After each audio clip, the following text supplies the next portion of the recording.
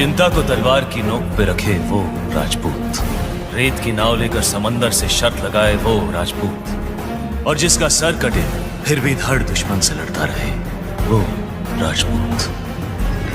दोस्तों, आज हम बात करेंगे भारत के राजपूत घराने के एक ऐसे शख्स के बारे में जिसे डकैत से सांसद बनी फूलन देवी की हत्या के आरोप में देश की सबसे हाईटेक और सुरक्षित तिहाड़ जेल में भेज दिया गया। एक ऐसा शख्स जिसका नाम सुनते ही हर राजपूत और भारत के हर युवा की नसों का खून गर्म हो जाता है। जी हाँ, उस शेरदिल राजपूत का नाम है शेर सिंह राणा। शेर सिंह राणा का मकसद बाकी कैदियों की तरह अपनी सजा काटना नहीं था, बल्कि उसके दिमाग में कुछ बड़ा और सनसनीखेज करने का भूत सवार था। एक ऐसा काम करने का प्लान उसके दिमाग में था कि तिहाड़ जेल की हाई सिक्योरिटी भी शेर सिंह राणा को अपना मकसद पूरा करने से रोक नहीं पाई, और शेर सिंह राणा जेल की सिक्योरिटी को धता बताकर एकदम फिल्मी अंदाज में जेल से भाग गया। और फिर अपना मकसद पूरा करने के बाद शेर सिंह राणा खुद ही कानून के रखवालों के सामने पेश हो गया। आखिर कौन है शेर सिंह राणा, उसने फूलन देवी की हत्या क्यों की और जेल से उसके भागने का मकसद क्या था? आइए जानते हैं पूरी कहानी। बस आप वीडियो को आखिर तक जरूर देखिएगा, क्योंकि ये सच्ची कहानी आपको हैरान कर देगी। शेर सिंह राणा का असली नाम पंकज सिंह था। उसका जन्म 17 मई 1976 को उत्तर प्रदेश के रुड़की में हुआ, जो कि अब उत्तराखंड का हिस्सा है।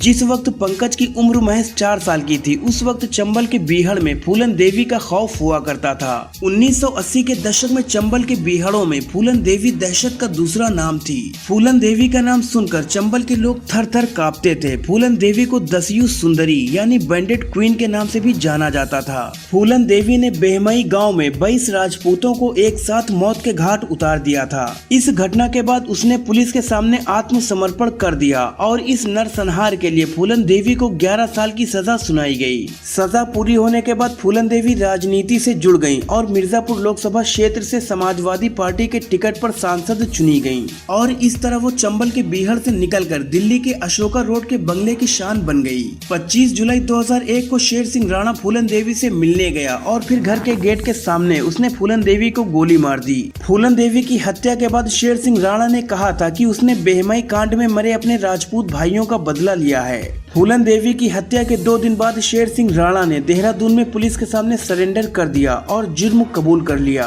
केस चलने तक अदालत ने शेर सिंह को तिहाड़ जेल में भेज दिया। तिहाड़ जेल में करीब 2.5 साल रहने के दौरान शेर सिंह ने कहा था कि तिहाड़ की दीवारें उसे ज्यादा दिनों तक रोक नहीं पाएंगी, और हुआ भी ऐसा ही। वक्त ने करवट ली और करीब 3 साल बाद 17 फरवरी 2004 को शेर सिंह राणा फिल्मी अंदाज में तिहाड़ जेल से फरार हो गया। तिहाड़ जैसी अति सुरक्षित जेल से किसी कैदी का फरार हो जाना अपने आप में बड़ी बात थी, इसलिए शेर सिंह राणा अचानक ही फिर से सुर्खियों में आ गया। उस दिन उत्तराखंड पुलिस की वर्दी में 3 अज्ञात लोग तिहाड़ जेल पहुंचे थे।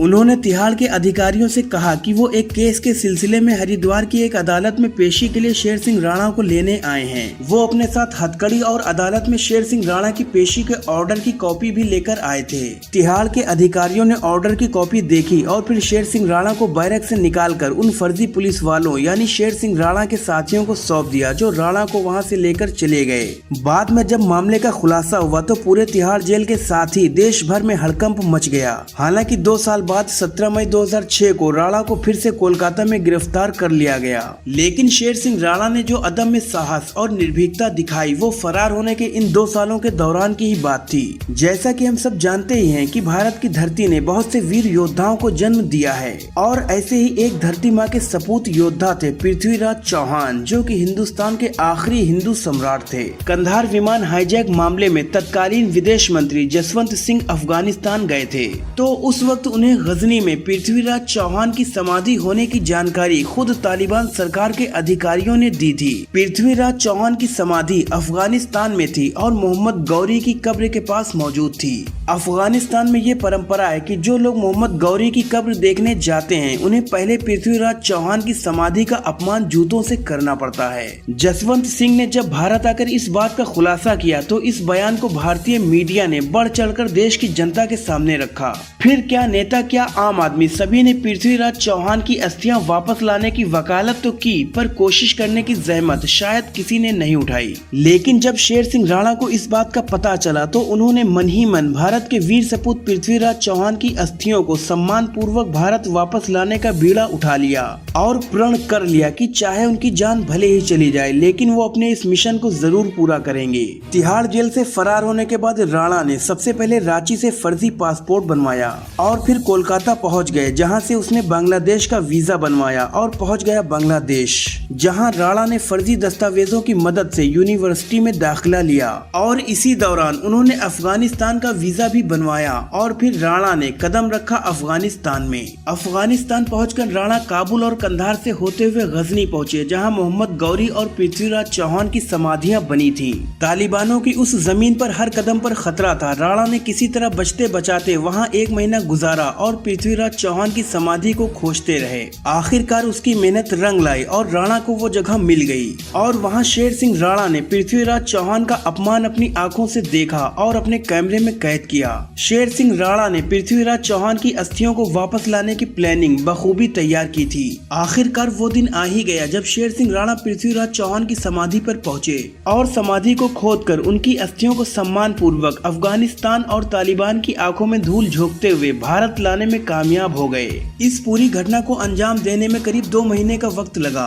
राणा ने पूरे घटनाक्रम की वीडियो भी बनाई ताकि वो अपनी बात को प्रमाणित कर सकें। बाद में राणा ने अपनी मां की मदद से गाजियाबाद के पिलखुआ में पृथ्वीराज चौहान का एक भव्य मंदिर बनवाया, जहां पर उनकी अस्थियां रखी गईं। ये और बात है कि आधिकारिक तौर पर आज तक इस बात की पुष्टि नहीं हो पाई है, लेकिन जिसने भी राणा के इस शौर्यपूर्ण गाथा को सुना वो गर्व से भर गया। एक दिन जांच एजेंसियों को पता चला कि कोई शख्स कोलकाता में हिंदी अखबार ले रहा है और हिंदी अखबार की वजह से राणा पुलिस की गिरफ्त में आ गया। साल 2006 में कोलकाता के गेस्ट हाउस से दिल्ली पुलिस ने उन्हें गिरफ्तार कर दोबारा तिहाड़ जेल भेज दिया, जहां पर उन्होंने जेल डायरी तिहाड़ से काबुल कंधार तक नाम की एक किताब लिखी। बॉलीवुड की biopic film end of bandit queen Sher Singh Rana के जीवन पर आधारित है, जिसमें शेर सिंह राणा का किरदार अभिनेता नवाजुद्दीन सिद्दीकी ने निभाया है। तो ये थी शेर सिंह राणा के अदम्य साहस और कारनामे की कहानी। शेर सिंह राणा के इस साहसिक कदम का स्वागत देशवासियों ने तहे दिल से किया।